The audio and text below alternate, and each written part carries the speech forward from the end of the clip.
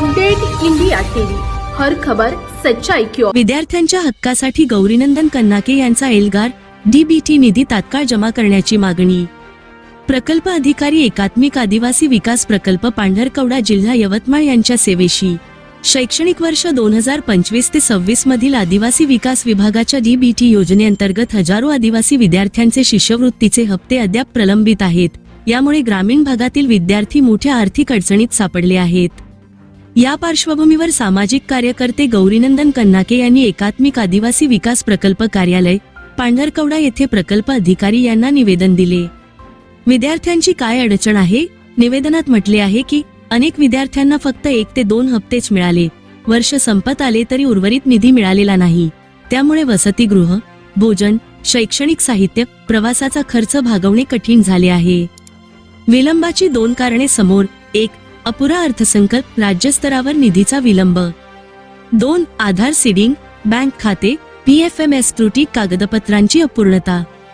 3. ठळक मागण्या: 1. प्रलंबित सर्व हप्त्यांचा निधी तात्काळ विद्यार्थ्यांच्या खात्यात जमा करा। 2. विशेष मोहीम राबवून अर्जांची पडताळणी पूर्ण करा। 3. तांत्रिक त्रुटी असलेल्या विद्यार्थ्यांना दुरुस्तीला संधी द्या। 4. प्रलंबित यादी जाहीर करून निधी वाटपाचे वेळापत्रक प्रसिद्ध करा। 5. प्रकल्प स्तरावर तक्रार निवारण कक्ष स्थापन कर।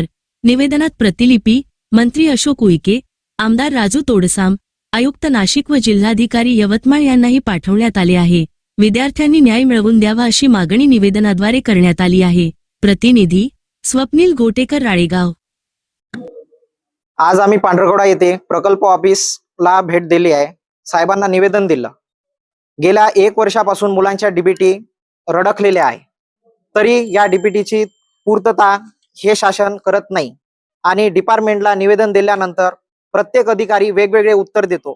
आता आमचे भेटणे माननीय डोंगरे साहेबांसोबत झाले। डोंगरे साहेबांनी आम्हाला शब्द दिला की ज्यांचे अप्रुव्हल आहे, कोणाच्या त्रुट्या आहे, त्यांनी बाबूकडून त्रुट्या पूर्ण करून घ्याव्या आणि ज्यांची त्रुटी पूर्ण झाली तर त्यांचे पैसे पडेल एखादी हप्त्यात।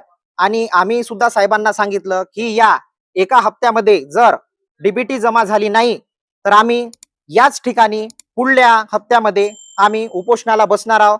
तसेच उपोषणासोबत सर्व विद्यार्थी मित्र तसेच विद्यार्थ्यांचे पालक सुद्धा आलेले आहे। हे पालक सुद्धा उपोषणाला बसायची तयारी ठेवत आहे। आमच्या विद्यार्थी मैत्रिणींची आज मानसिकता राहिलेली नाही, कारण विद्यार्थ्यांना कॉलेजमध्ये पैसे जमा करावे लागले, स्कॉलरशिप जमा झाली नाही, डीबीटी आली नाही।